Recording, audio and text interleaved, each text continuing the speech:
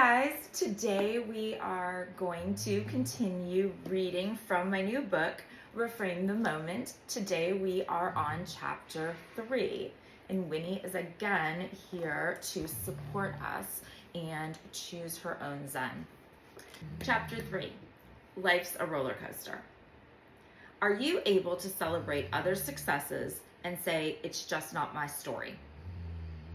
Life isn't linear, and each of our individual journeys are independent and unique. We are moving at our own pace on these very different paths. So often we look at everyone around us, and instead of being happy for them and their accomplishments, we internalize them and make them about us not having the same or not accomplishing the same. When in actuality, their story is completely separate from ours. We can only be truly happy when we realize that one does not impact the other. Learning to celebrate others' successes not only demonstrates contentment within ourselves and our life, but it also indicates a focus on our own goals and our own story that allows us to recognize which path is actually ours. I was at our graduation ceremony on a Saturday morning one particular semester, when I knew it would be over a bit before noon, which was perfect because I had to pick up my daughter from cheer at noon, and she was a few minutes from campus. So right away after the ceremony ended, another colleague and I made a beeline for the exit. As we were trying to purposefully, yet politely, navigate through the celebrating crowd, I couldn't help but feel like saying, "Excuse me, pardon me, excuse me," as I pushed through the joy, the pride, the celebration of your once-in-a-lifetime moment to go about my mundane Saturday errands. I realize that is such a great metaphor for life. We are each traveling along our own path. I have had the excitement of numerous graduations. I will have the pride of my children's graduations. But that day, I was on the clock to get to pickup and then to the store before getting home to do some gardening jobs. Just the mundane. Nothing good, nothing bad, just another Saturday. Yet for that day, their hearts were bursting with joy and pride. They were stopping everything else to celebrate this huge milestone. And on the flip side, there are others out there who suffered some type of loss or sadness that same Saturday morning. People facing trauma or tragedy, pain and suffering, while I go about the mundane and this crowd celebrates. It made me think back to when my daughter was born.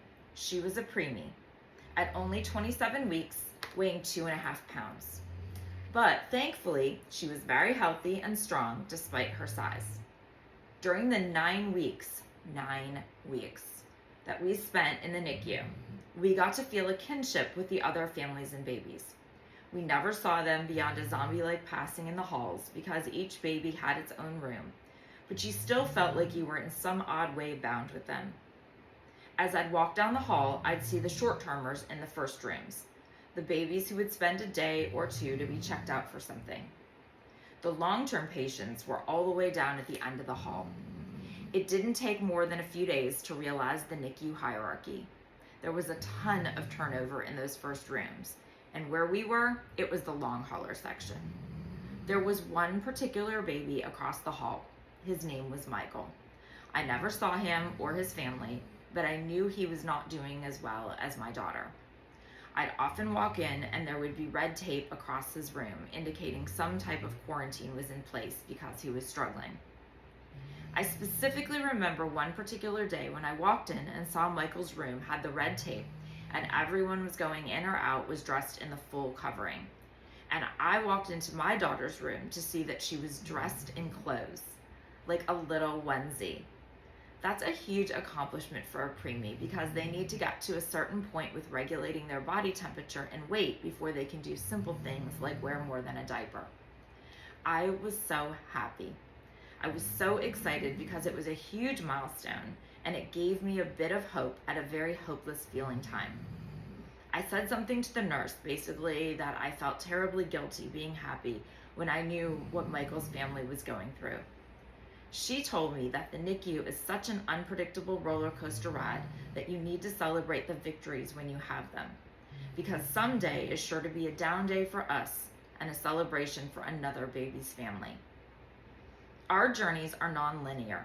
We have our ups and our downs, our twists and our turns, and we absolutely need to celebrate the successes to allow us to get through the dark days.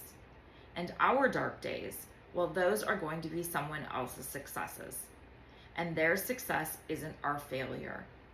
Our lives and their lives' trajectories are completely independent of each other. We are not in competition with them. We can celebrate their wins and still strive to reach our own goals, which will be just as exciting when we get there.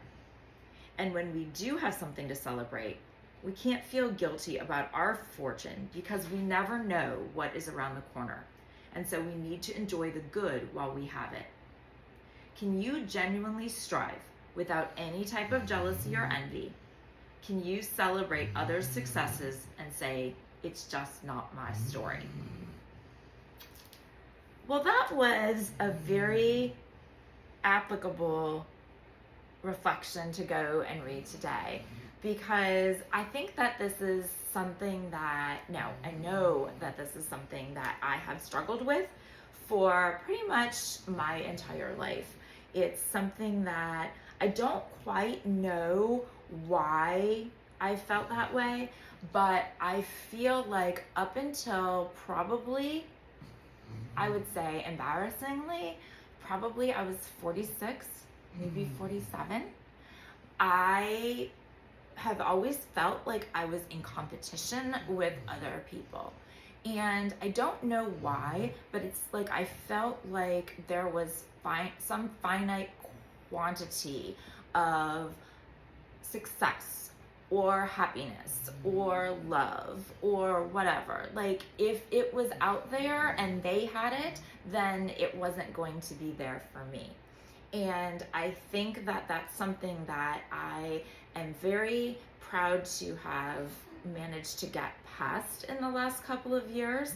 But it's still a struggle. And when I say it's applicable to me still, it's still a struggle, because I think that right now where I'm at on this path that I'm on, I very easily, because everything is so in your face and it's so public now, I feel such a challenge to kind of stay focused on me and stay focused on what I'm doing, because I can easily look around and see other people who are podcasting and having huge numbers of downloads and having very engaged groups of followers and selling tons of books that are reaching New York Times bestseller level.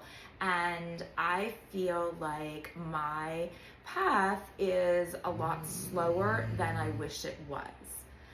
But their journey is very different than my journey, and I am not there yet. And to tell you the truth, I am not ready to be there yet. I am on my own path and my own trajectory, and that doesn't mean that when I get there and I am ready for that I won't be able to achieve my own level of success. And I do think that we define success like there is some metric that we have to reach. Everything has a metric attached to it. Like, well, you're only a success if you have this many followers or this many downloads or this many likes or sell this many books or make this amount of money or have this amount of friends, or whatever metric you use. We judge whether or not we are as successful as a person based on those metrics.